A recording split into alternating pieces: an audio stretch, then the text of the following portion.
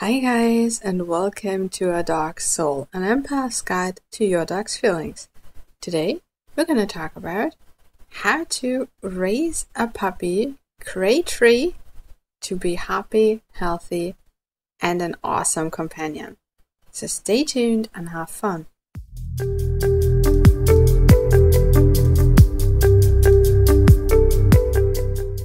Alright, so pretty much the first thing you read or hear when you are admitting to adopting a puppy is, do you crate train it? And this is not what's happening everywhere, because where I live, a closed crate is not allowed, but still very often recommended. And the thing is, it's not necessary. It sometimes is used as a quick fix instead of really spending time with the puppy or even an adult dog. And I think that's a bit sad, because this is such an interesting phase of our lives. It's so exciting to have a new dog home, especially if it's a puppy. And yes, it can be draining, it can be exhausting, and sometimes we just aren't up for the challenge when we have a bad day, right?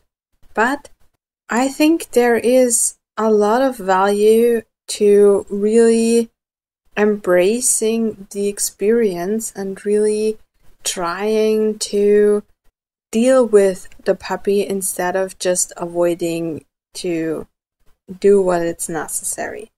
Because what a crate does is it limits the puppy's space.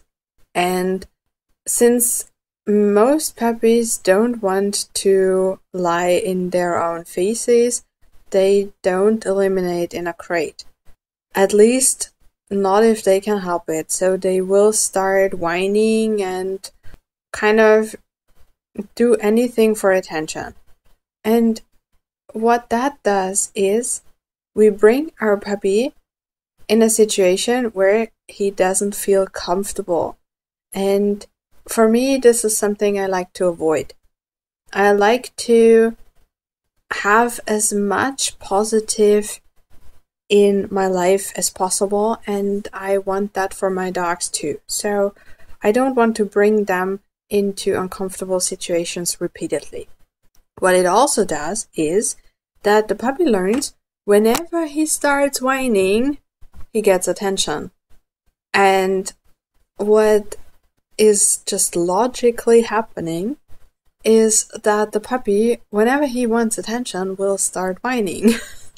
And that's not something that is very practical in day-to-day life, and it's not something we like our puppies to do or our adult dogs to do, and we would have to get rid of it eventually. So yeah, that's another thing. And also, very often the crate is used for just convenience, but the dog's needs are kind of overlooked in the process. So let's start from the most pressing issue when we have a puppy: potty training. We want our dogs to get house cleaned as fast as possible. And the speed we can accomplish that is kind of dependent on what the puppy has experienced in his first few weeks at the shelter or on the streets or at the breeder or from wherever you have the puppy, and also how confident the puppy is. So what I mean by that is that when the puppy was kept in a tiled room, so every surface was tile, he will only know how to pee and poop on tile. If he lived in the streets and he has just gone to the toilet whenever he felt like it, and on whatever ground he just were, like pavement and grass and whatever there was, it's a lot easier to teach him that now we want him to pee and poop on exactly the same surface, right? And also, if we have a confident puppy who is not scared of the environment and who just is outgoing and happy, and whenever we take him outside, he's not scared at all, he will pee and poop more easily, because for that you have to relax, right? And if you're scared, you cannot relax. So, if we have a puppy who gets very timid outside or is easily startled by a leaf flying by or by any sound or by people or whatever, just the thought of being able to relax enough to let it go is a bit hard. So, this is another thing. And also, it depends on consistency.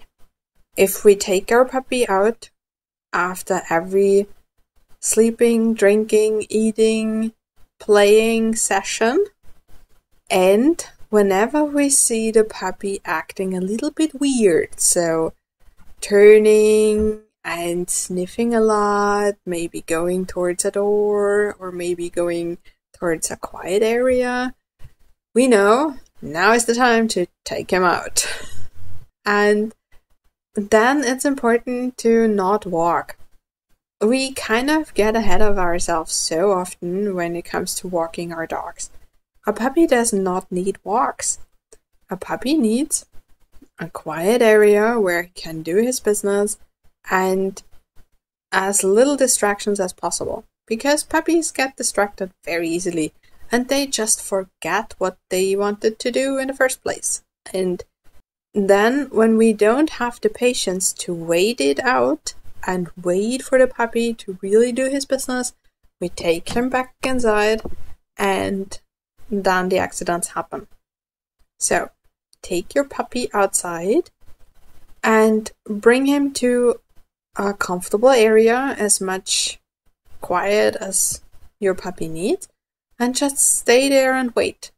He will either pee and poop or fall asleep. If he falls asleep, you can go back inside. If he does his business, you can go back inside. It's really not something to stress about. And for the night, puppies sleep a lot better if they are in bed with us.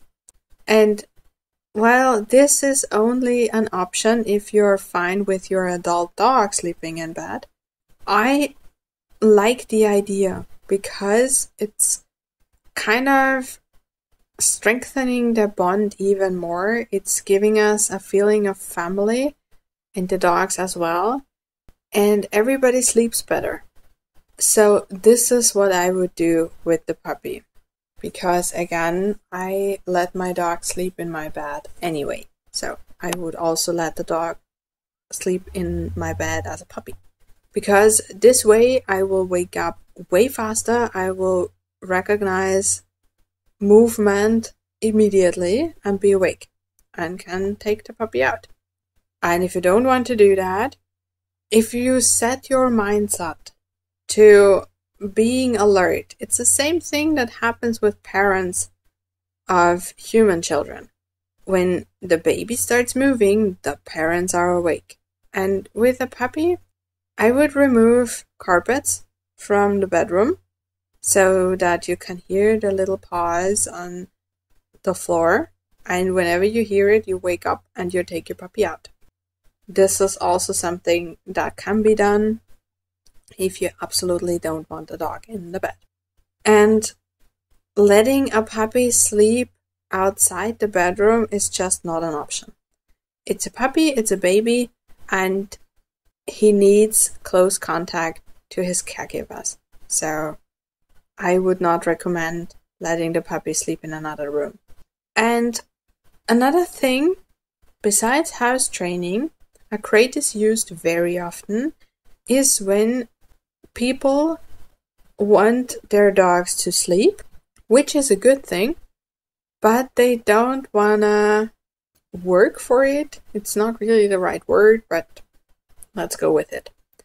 So, what I mean by that is, what happens all the time is people play with the puppy, don't mind the excitement level, so the puppy gets more mouthy and mouthy and mouthy because he gets more excited and excited and excited. And then it gets too much for the people, and they take the puppy, put him in a crate, close the door, and the situation is resolved. That the puppy is now on a very high excitement level in a very small space and with no idea how to deal with it, that really doesn't feel good. And it's not taken into consideration. This is not a way to deal with our new best friend. If we increase the excitement level with whatever we do with our puppy, we have to help him calm down again. And putting him in a crate and letting him deal with it on his own is not the way to do. If it happens, if I'm really considerate and it still happens as a little mistake and I don't want to get bitten, I can leave the room for a second and come back. But this is a reminder to stop playing earlier the next time and building in something that calms the puppy down after a play session. And that can be something to chew, something to lick, scattering treats to find, doing a search game, anything like that. And when the puppy calms down again, we can do something like telling tea touch or massage or just petting the puppy if he likes it, and help him relax that way. Again, it's just a question of how I want to interact with my new furry friend. And the same thing goes for alone time. When we want to teach our dogs to stay home alone, we have to provide them with a strategy to feel comfortable. So this is another whole thing. It's easy to just put the dog in a crate and close the door and let him whine because we don't hear it. And he can't destroy anything, so it's fine for us. But it's not fine for the dog. This is not a solution that's okay for the dog. And it will also be not okay for us in the long run, because there will be problems resulting out of this. When we have a dog who is alone like 6 hours a day or whatever, and the whole time on a very high stress level, very uncomfortable, panicking, it will show in other areas of his life and we will notice it. So, while a crate sounds like a very easy solution, it's not for the dog. What is the real solution for the dog is teaching him how to be relaxed while home alone. And yes, I know this can be tedious, it can be really annoying, but in the long run, it pays off every single time. Not just for our relationship with our neighbors and for our sanity, but also for the well-being of our dogs. So, again, if you see your dogs having trouble being home alone, so you are finding a solution, because that's where we get the great ideas from, right? Try training first. And in the meantime, get a sitter or anybody in your inner circle to watch your dog or take him with you if that's an option, or maybe you can take some time off for whatever. There is a solution most of the time, and having a sitter will come in handy anyway. So why not start as early as possible and get the dog to know the sitter already? And that gives you time for training. So again, for puppies, it's very often recommended to use a crate for various situations, but most of the time this is not something that is fair to the dog. And there are other ways, and it's fun to just see our puppies grow up and to just experience this with them. It's not like it's just another task, right? And sometimes we need to change our mindset for that. And yes, there will be accidents with a puppy, almost certainly. But the more consistent we are, and the more we notice the signs and take our puppy out, we can prevent these accidents from happening. And for everything else, like calming down, also when visitors come over, it's just a question of training. We can just teach our dogs to calm down. We don't have to put them in a crate and just deal with it themselves. And if not for all these reasons, I would avoid the crate for the reason of giving attention every single time the dog whines. And that is what we are doing when we are using a crate for potty training, right?